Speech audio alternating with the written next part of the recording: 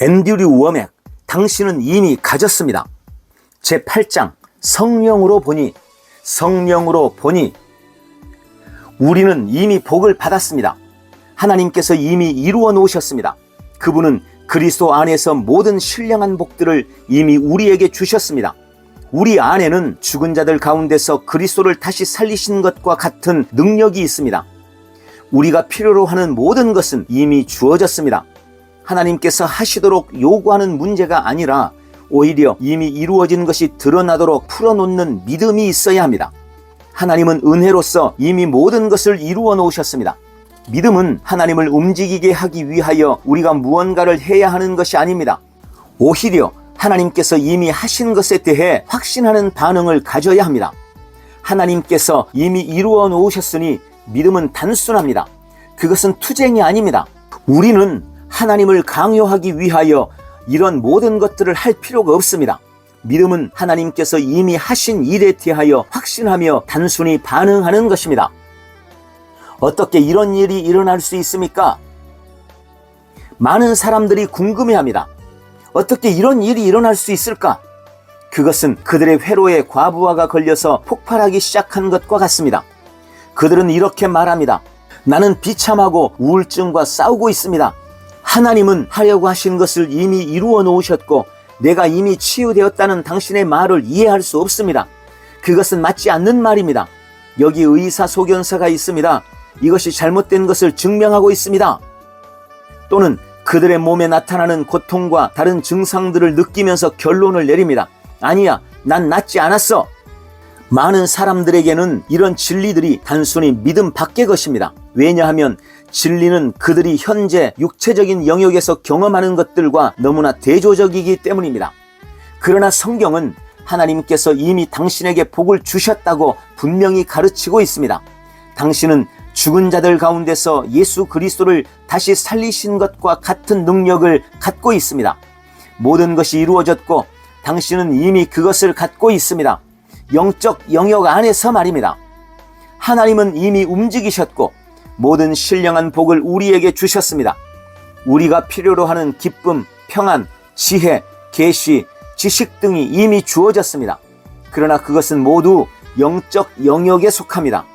만약 하나님께서 당신을 위하여 이미 주신 모든 것들이 영적 영역 안에 있다는 것을 이해할 수 없다면 당신은 제가 말하고 있는 이 진리를 놓치게 될 것입니다.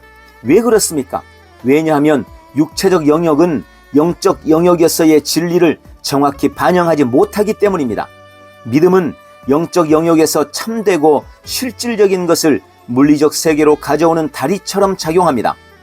아주 소수의 성도들만이 그들의 믿음이라는 다리를 통하여 하나님이 이미 이루어 놓으신 것을 자연적인 실제로 건너오게 합니다. 우리는 하나님께서 이미 이루신 일들이 나타나는 것을 매우 많이 보지 못하고 있습니다. 나의 새로운 신분, 하나님께서 제게 주신 분명한 첫 번째 계시들 중에 하나는 제가 의롭게 되었다는 것입니다. 저의 공로로 획득한 의로움이 아니라 그분의 사역을 토대로 제게 주신 선물이었습니다. 그것은 제가 거룩한 삶을 살았거나 모든 것을 바르게 행동함으로써 온 것이 아닙니다. 제가 거듭났을 때 예수 그리스도께서 저의 의가 되어주셨습니다. 제 거듭난 영은 의와 진리의 거룩함으로 새롭게 되었습니다. 저의 새로운 본성은 의롭게 지음을 받았습니다. 제가 되어가고 있거나 개발한 것이 아닙니다. 저의 영은 의롭습니다. 다른 거듭난 성도들 역시 마찬가지입니다. 저는 하나님의 말씀과 제 심령 안에서 이 진리를 보았습니다. 그러나 제 경험으로 그것을 이해할 수 없었습니다. 거울을 통해서 여드름, 주름, 불룩한 배를 보았습니다. 때때로 저의 감정과 생각 속에는 분노, 괴로움, 탐욕과 다른 많은 더러운 것들이 있었습니다. 이런 모든 것들을 고려할 때 제가 예수님과 같지 않음을 알았습니다. 가끔 저는 성경이 의롭게 되는 것, 즉 하나님 앞에 바로 서는 것을 말할 때 그것은 생각, 감정, 행동 속에서 죄가 없는 완전함을 의미한다고 생각했었습니다. 그래서 부지런히 육체적인 행동과 생각과 감정을 살펴보았지만 저는 여전히 의를 이해할 수 없었습니다. 저는 오랫동안 이것을 가지고 참으로 갈등을 했습니다. 그런데 하나님께서 제게 영, 혼, 몸에 관한 계시를 주셨습니다. 영혼 몸의 계시를 통하여 성경이 저를 의롭다고 말할 때 그것은 제 생각, 감정, 행동, 육체를 말하는 것이 아니라 제 거듭난 영을 말하고 있음을 알게 되었습니다. 제가 영으로 그것을 이해하기 시작하자 저는 완전히 변했습니다. 저는 새로운 피조물입니다. 새로운 제가 있습니다. 고린도후서 5장 17절 그런즉 누구든지 그리스도 안에 있으면 새로운 피조물이라 이전 것은 지나갔으니 보라 새 것이 되었도다. 아멘. 제 영으로 그것을 인식하기 시작하자 저는 완전히 새로운 사람이 되었습니다. 제가 거울로 들여다보는 것과 마음으로 생각하는 것, 제 행동으로 관찰하는 것을 멈추었을 때 그리스도인의 삶 속에서 승리를 경험하기 시작했습니다. 말씀에서 말하고 있는 영으로 저의 정체성을 바꾸면서 약속된 풍성한 삶이 드러나는 것을 즐기기 시작했습니다. 그것이 어떻게 일어났을까요? 하나님의 말씀을 통하여 일어났습니다. 이 세상에 있는 우리 역시 마찬가지입니다. 하나님의 말씀만이 영적 세계에 유일하게 신뢰할 수 있는 정확한 진술입니다. 예수님이 선포하셨습니다. 요한복음 6장 63절 살리는 것은 영이니 육은 무익하니라. 내가 너희에게 이른 말은 영이요 생명이라. 아멘. 하나님의 말씀은 신령합니다. 성경은 진실로 영적 영역 안에서 일어나는 것을 말해주고 있습니다. 그런 이유로 어떤 사람들이 하나님의 말씀을 이해하는데 많은 곤란을 겪고 있습니다. 그들은 성경이 말하고 있는 영적인 것을 자연적 영역에서 이해하려고 합니다. 예를 들어 요한 1서 4장 17절은 말씀합니다. 주께서 그러하심과 같이 우리도 이 세상에서 그러하니라. 아멘. 당신의 육체적인 행동, 몸이나 당신의 생각과 감정, 혼에 관하여 말하고 있는 것이 아닙니다.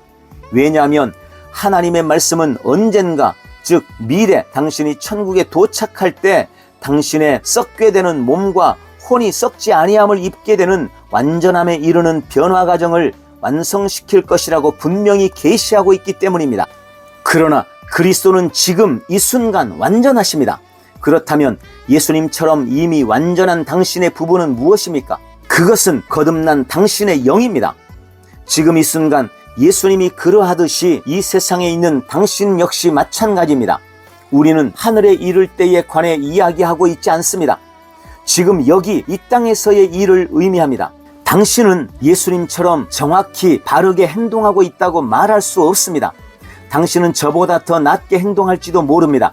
또 전에 했던 것보다 더 낫게 행동할지도 모릅니다. 하지만 당신은 예수님께서 하신 것처럼 물리적으로, 정서적으로, 정신적으로 정확하게 모든 것을 드러내고 있지 않습니다. 요한 1서 4장 17절을 이해하는 유일한 방법은 그것이 당신의 거듭난 영에 관하여 말하고 있음을 깨닫는 것입니다. 영 안에서 당신은 완벽한 새로운 사람입니다. 영원토록 있을 참된 당신은 그리스도 안에 있는 당신입니다. 그리스도 안에서 누군가로 사는 것은 성경이 말하는 갈라디아서 5장 16절 성령을 쫓아 행하는 것입니다. 만약 당신이 그렇게 살기 시작하면 당신의 삶 속에 있는 하나님의 능력이 드러나는 것을 발견하게 될 것입니다. 영적 거울. 하나님의 말씀은 영적인 거울입니다. 당신이 그것을 들여다볼 때 당신이 영 안에서 누구인지를 알게 됩니다. 당신 안에 있는 그리스도, 영광의 소망을 늘 비춰줍니다. 이것이 야고보서 1장 22절부터 25절에 있는 특별한 빛을 빛나게 합니다.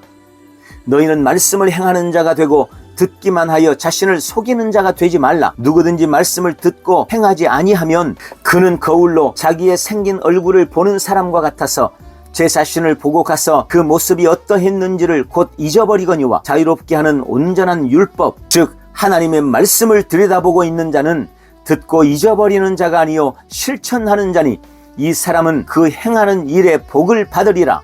아멘. 당신의 거울, 하나님의 말씀을 들여다보면서 그리스도 안에 있는 당신의 정체성, 영 안에 있는 당신을 발견하고 그 지식에 따라 믿음으로 행할 때 당신 안에 있는 하나님의 생명이 드러나는 것을 보게 될 것입니다. 만약 당신의 머리 모양이 엉망이라고 말했다면 당신은 그런지 안 그런지 어떻게 알겠습니까? 느낌만으로는 알 수 없습니다. 알 수 있는 유일한 방법은 거울을 들여다보는 것입니다. 그러면 당신이 그것을 믿게 되고 그것에 따라서 행동하게 됩니다. 만약 머리가 엉망이면 빗질을 할 것입니다.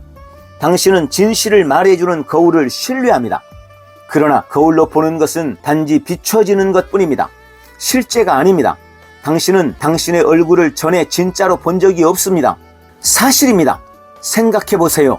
당신은 거울 속에 있거나 사진이나 그림에서 보이는 당신의 영상을 지켜봤던 것이지 당신의 얼굴을 적으로 본 적은 결코 없었습니다. 당신 얼굴의 초상이 정확한지를 어떻게 압니까? 서커스나 축제에서 볼 수 있는 우스꽝스러운 거울을 본 적이 있습니까? 잡지 속에 있는 사람들의 사진은 손질되어 있다는 것을 누구나 알고 있습니다. 그리고 캐리커처조차 예술의 한 형태로 생각합니다. 그러므로 거울 속으로 보고 있는 이미지가 사실인 것을 신뢰하지 않으면 안 됩니다. 당신이 하나님의 말씀의 영적 거울을 들여다볼 때 이와 같습니다. 하나님의 말씀은 그리스도 안에서 당신이 누구인지 그리고 당신이 어떤 사람인지를 말해주고 있습니다. 그것은 영적인 진리와 영적 세계에서 일어나고 있는 것을 드러내주고 있습니다. 만약 당신이 생명과 평강을 경험하고 싶다면 영적인 마음을 가진 자가 될 필요가 있습니다. 로마서 8장 6절, 육신의 생각, 즉 반드시 범죄한 것은 아니지만 자연적인 생각은 사망이요 영의 생각은 생명과 평안이니라. 아멘. 자연적인 영역에서 보고 맛보고 듣고 냄새 맡고 느끼는 것으로 지배받는 동안에는 당신은 결코 하나님의 초자연적인 것들 속으로 옮겨가지 못할 것입니다.